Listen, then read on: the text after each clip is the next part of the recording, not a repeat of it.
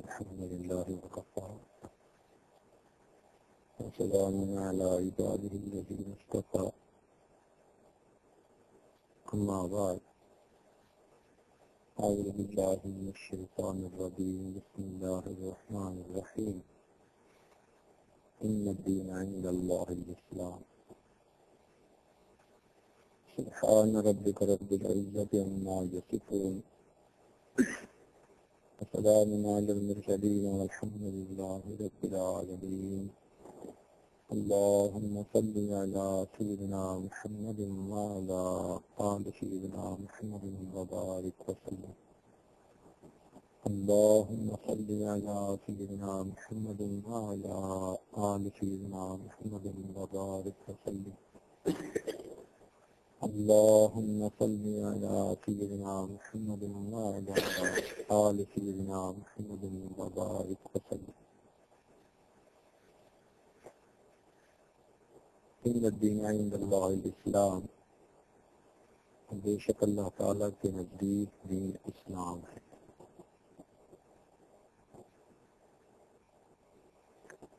دین اسلام دین فطرت ہے۔ ارشاد باری تعالیٰ ہے فطرت اللہ التی فطر الناس علیہا۔ دین فطرت کیا مطلب؟ کہ اس میں ایسی باتیں ہیں کہ جو انسان کے ضمیر سے متعلق ہے۔ اللہ تعالیٰ نے ہر انسان کے اندر ضمیر نام ایک چیز کو بنایا ہے جو کھرے اور کھوٹے میں تمیز کرتی ہے اور انسان کو اچھائی اور برائی کے درمیان ڈفرینشیٹ کرنے کی توفیق دیتی ہے۔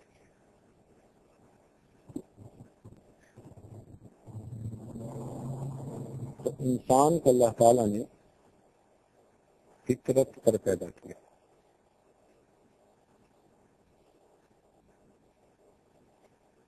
اس لیے فرمایا کل مولود یولد علی فطرت الاسلام، ہر پیدا ہونے والا بچہ فطرت اسلام پہ پیدا ہوتا ہے۔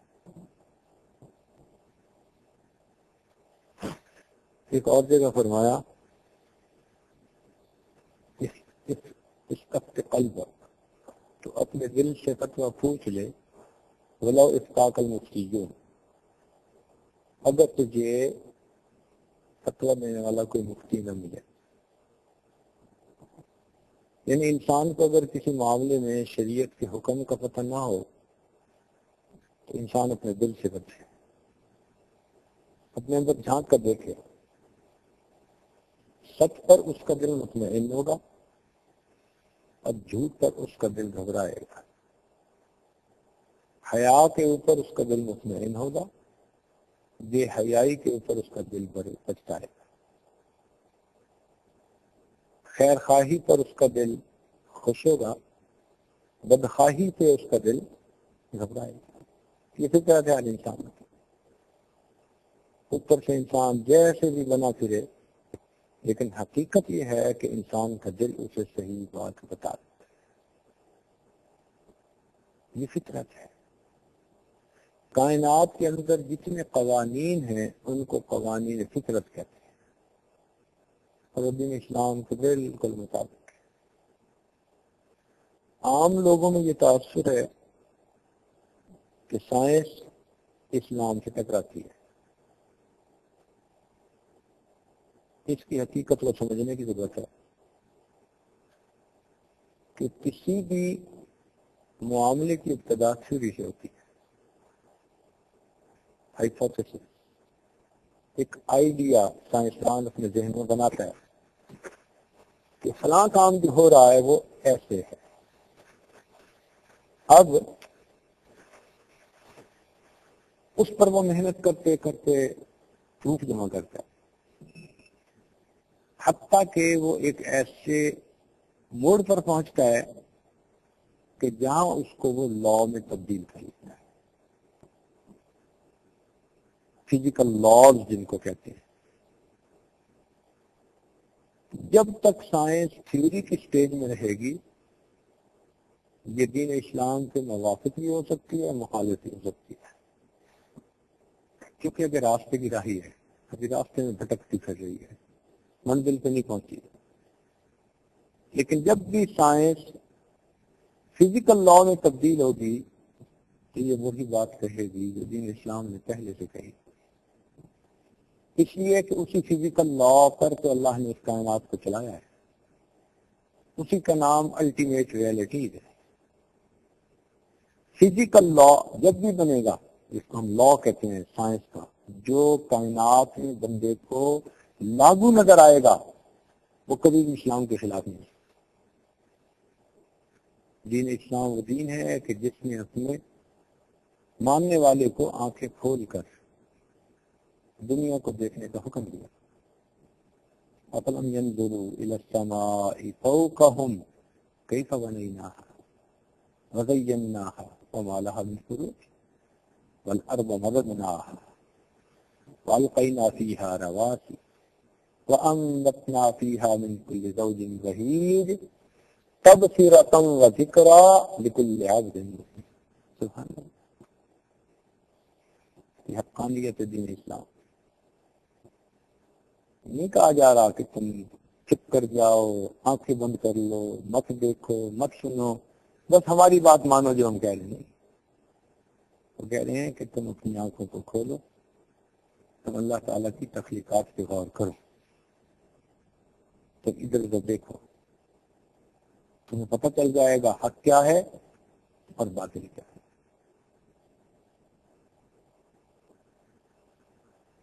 آج تو سائنس کا زمانہ ہے، بہت ساری چیزیں سائنس نے کھول دی ہیں۔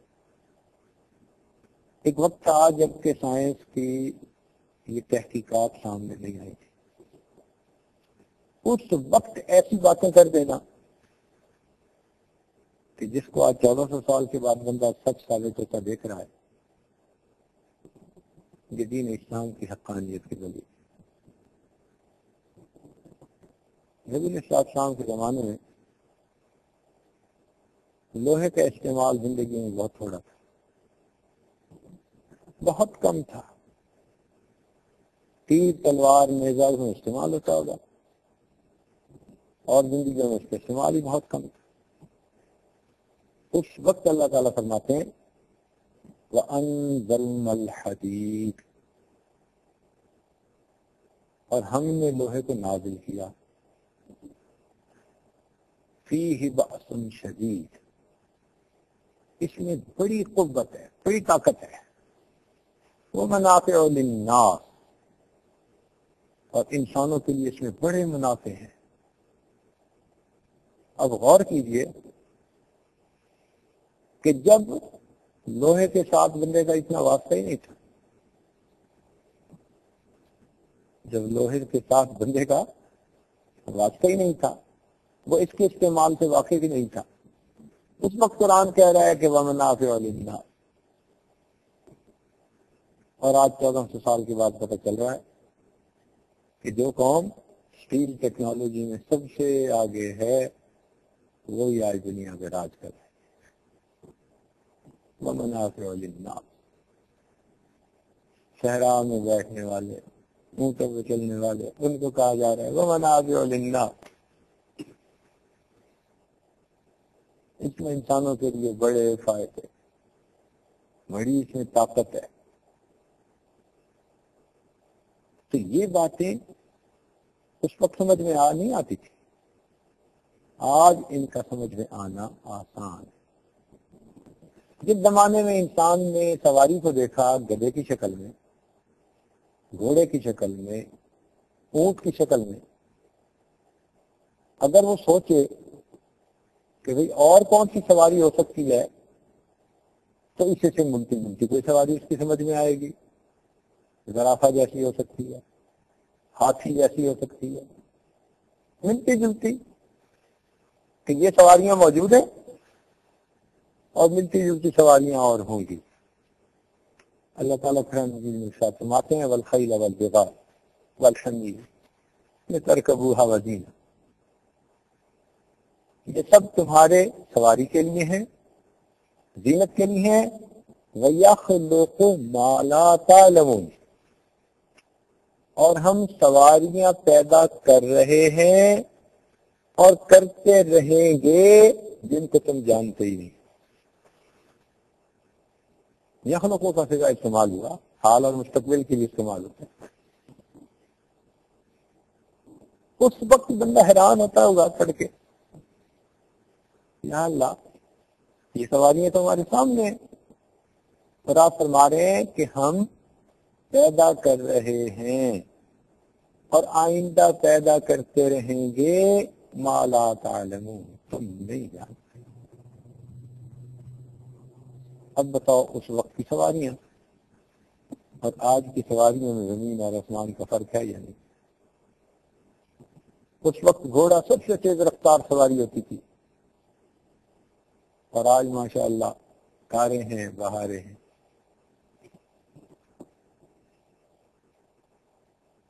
ہوائی جہاز ہیں، سواریاں ہیں۔ ایک جگہ سے انسان ہوائی جہاز میں بیٹھے پوری دنیا کا سفر کر کے پھر وہیں واپس آ گئے۔ اس سواری کے بارے میں صحابہ کرام کبھی سوچتے بھی نہیں ہیں کہ ایسی بھی سواری ہوگی۔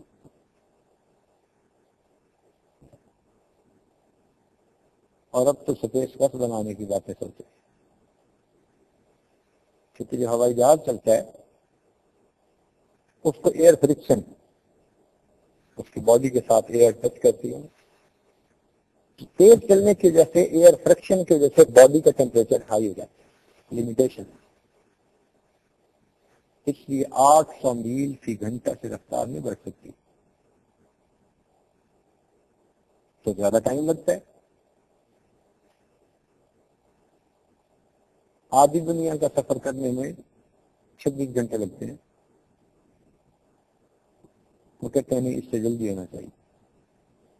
اب اس کا طریقہ کیا ہوگا کہ اسپیس بس بنے گی، اس سے سواریاں بیٹھیں گی اور وہ سب کو لے کے سیدھا سفید اسپیس میں جا کے اس کا وزن ختم ہو جائے گا، ہوا کوئی نہیں ہوگی، تو وہاں پر وہ ہزاروں میل کی سفید سے بھی چلے، بندے کو پتہ نہیں، مومنٹ آف انرشیا، اس کو لگے گا میں چل ہی نہیں رہا۔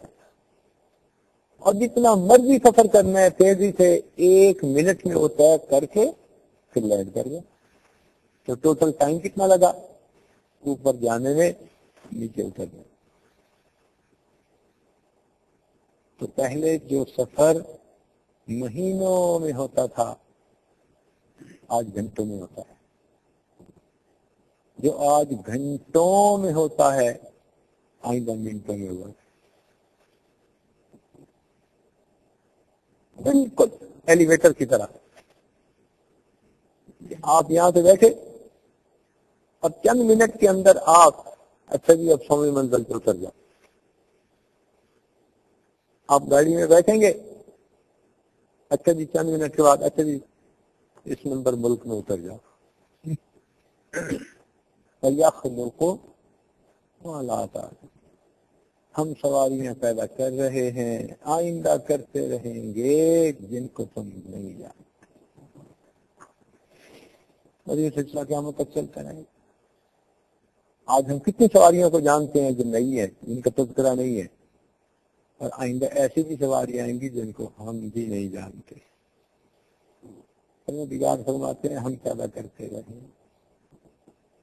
میرے مولا 1400 سال پہلے دیکھو انداز بیاں کیا ہے۔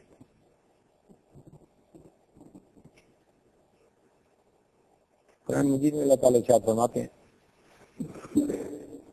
قیامت کے دن کافروں کے اعمال کو پیش کیا جائے گا، فَلَا نُقِيمُ لَهُمْ يَوْمَ الْقِيَامَةِ وَزْنًا، لیکن کافروں کے اعمال کا کوئی وزن نہیں ہوگا، پیش تو کیا جائے گا مگر پیش کرنے کا، نام اعمال میں ترازو میں ان کو رکھنے کا نتیجہ کیا نکلے گا کہ نام اعمال میں وہ بے وزن ہو جائے. اب اس وقت کافر لوگ جب اس بات کو سنتے تھے تو وہ ہنستے تھے, کہتے تھے جی کہ یہ کیا بات ہے, وہی عمل مسلمان کرے تو بڑا وزنی, اور وہی نیک عمل کوئی کافر کر لے تو وزن ہی کوئی نہیں, یہ کیا بات ہے. اس وقت اس بات کا سمجھنا مشکل.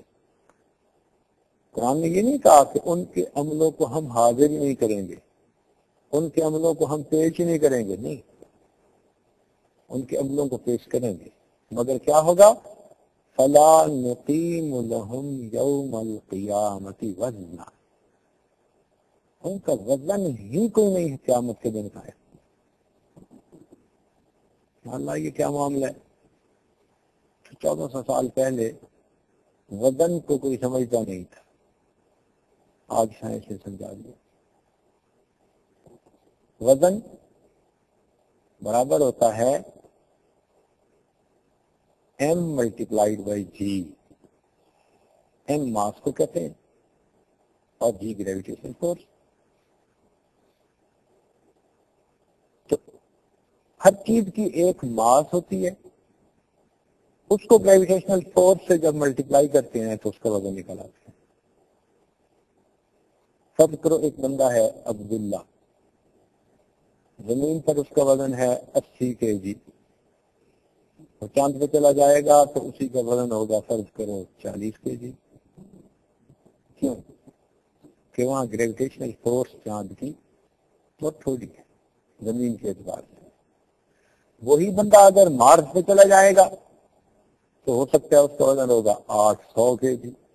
بس ایسی بات کر رہا ہوں. کیوں کہ مریخ میں اس کی جو گریویٹیشنل فورس ہے وہ زمین سے بہت زیادہ ہے, اور وہی بندہ اگر خلا میں چلا جائے گا عبداللہ تو اس کا وزن ہوگا 0 kg. اس لیے کہ خلا کے اندر گریویٹیشنل فورس, بندہ ایک ہی تھا, کہیں 40 kg, کہیں 800 kg, کہیں 0 kg. کیوں, جیسی گریویٹیشنل فورس ویسا ہی اس کا وزن. یہی بات اللہ تعالیٰ نے کہا, بندو جیسے تمہارے ایمان ویسے تمہارے اعمال. نماز تو سب ایک ہی پڑھتے ہیں, لیکن ولی کی نماز پر ہم 800 kg کا ریٹ لگا دیں گے کیونکہ انٹینسٹی آف لو آف اللہ زیادہ ہوگی, اور عام مومن کی نماز کے اوپر ہم 80 kg کا وزن لگا دیں گے, انٹینسٹی ذرا کم ہے. اور کافر میں ہے ہی نہیں, وہی عمل کافر کرے گا, گریویٹیشنل فورس 0, تو جواب کتنا آ جائے گا, فلا نقیم لهم یوم القیامت وزنا. بندو یہ اللہ تعالیٰ پر ایمان لانا یہ حقیقی گریویٹیشنل فورس ہے اللہ کی طرف سے. اب جس نے اس فورس کو ڈیولپ ہی نہیں کیا, ہے ہی نہیں اس کے اندر, جتنے بھی اعمال ہوں گے پہاڑوں کے برابر کیوں نہ ہو, ملٹیپلائڈ بائی 0, نتیجہ 0 نہیں. اب سمجھ میں بات آئی کہ قرآن پاک نے کتنی سچ سچ باتیں کہیں کہ قیامت کے دن ان کے اعمال کا وزن ہی قائم نہیں ہے. آج اس بات کو سمجھنا آسان ہے,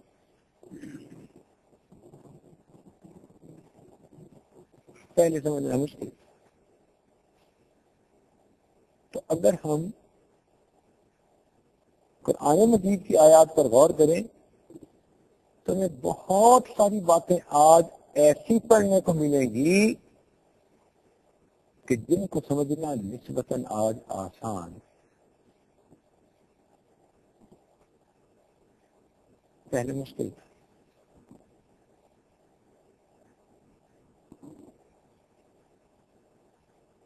جینیٹک انجینئرنگ میں تو کافی سارا مسئلہ کھول ہی دیا.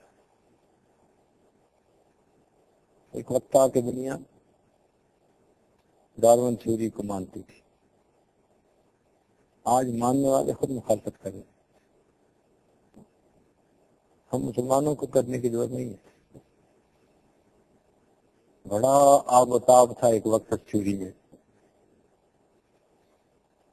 Law of natural selection, survival of the fittest, theory of evolution.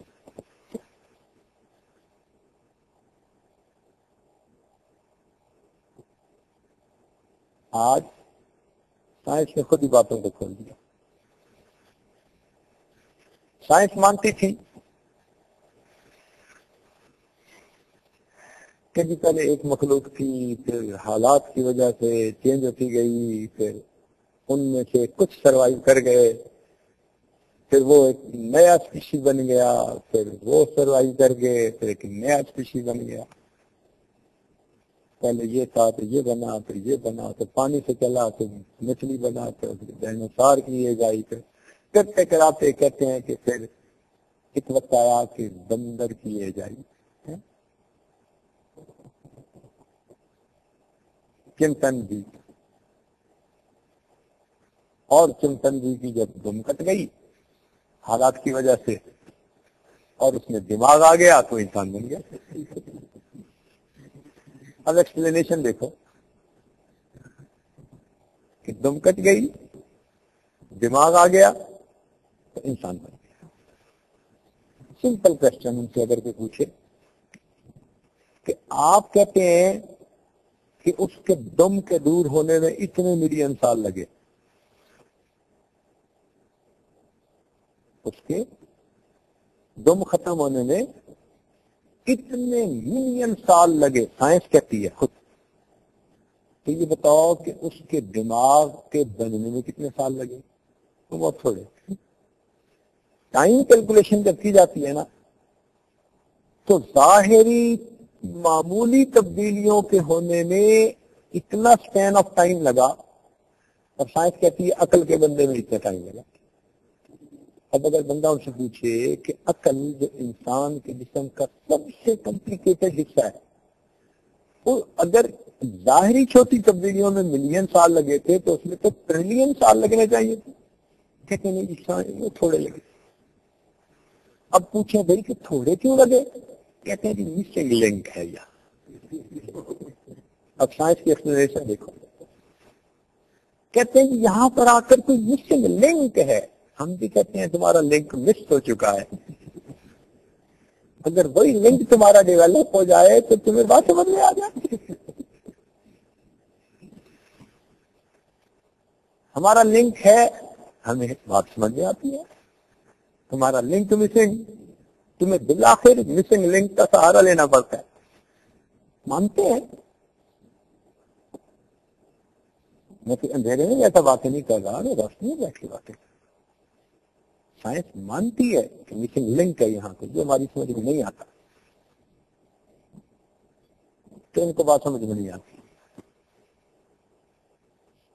مگر تھوڑی یہ کہتی ہے کہ بھئی ایک وقت میں دنیا میں لاکھوں کروڑوں بندر ہوں گے، چمپینزی ہوں گے، اتنے ہوں گے. تو اگر اس سے انسان بنے تو ایک وقت میں پھر کروڑوں اربوں انسان بننے چاہیے، سب ٹرانسفارم جو ہوئے. مگر سائنس نے آج اس بات کو خود غلط ثابت کر. وہ کہتے ہیں کہ ایک وقت میں ہزاروں لاکھوں کروڑوں انسان نہیں بنے، ایک وقت میں ایک انسان بنا. ایک وقت میں ایک انسان بنا.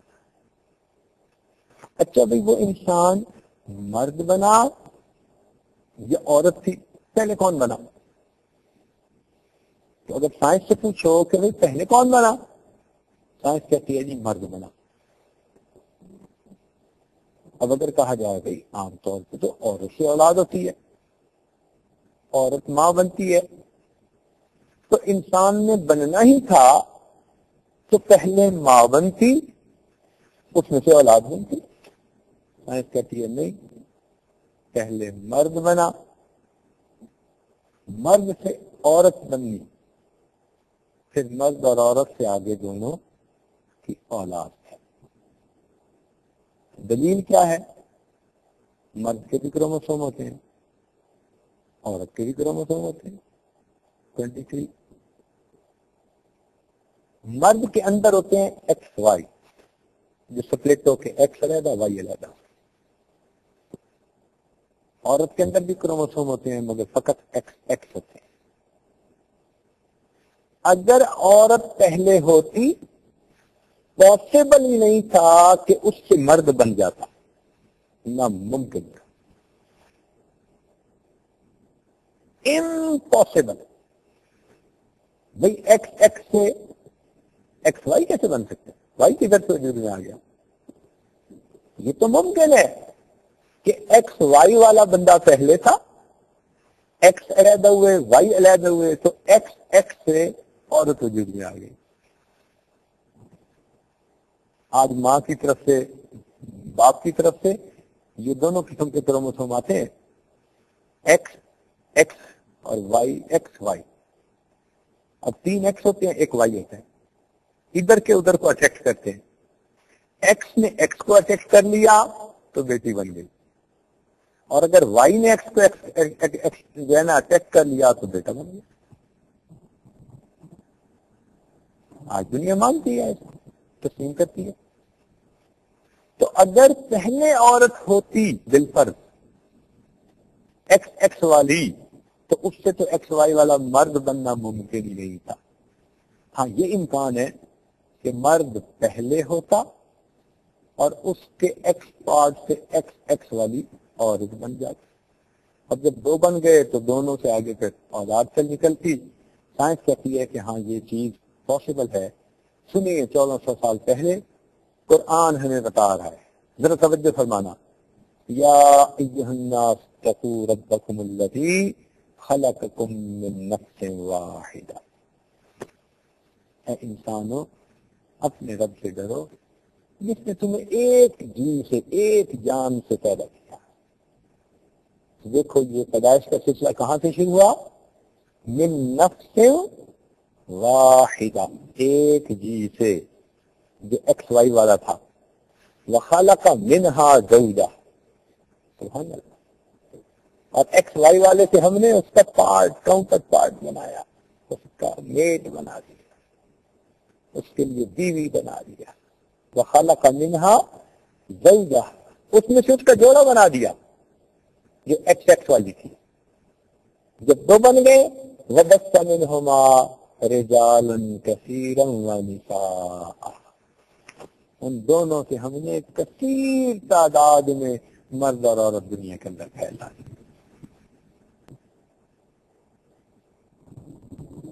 سچ فرمایا پروردگار نے، جبکہ انسان ابھی سائنس کی بنیاد ہی نہیں رکھ سکا تھا.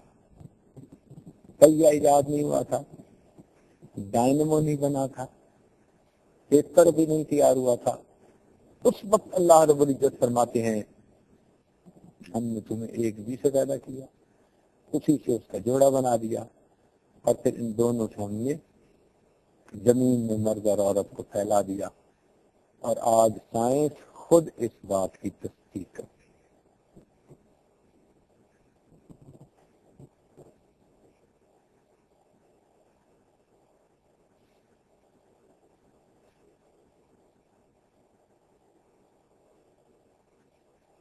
تو دین اسلام دین فطرت. اگر ہم فطرت کے مطابق زندگی گزارنا چاہتے ہیں تو ہمیں چاہیے کہ ہم دین اسلام کی تعلیمات کے مطابق اپنی زندگی کو گزاریں. سائنس آج نہیں تو کل جب حقیقت کو تلاش کرے گی تو یہ جگہ وہی ہوگی جہاں اسلام کا دروازہ ہے. خود تسلیم کرے گی کہ واقعی اسلام نے جو کہا وہ سچ کہا. رب کریم ہمیں دین اسلام کی تعلیمات کے مطابق زندگی گزارنے کی توفیق عطا فرمائے.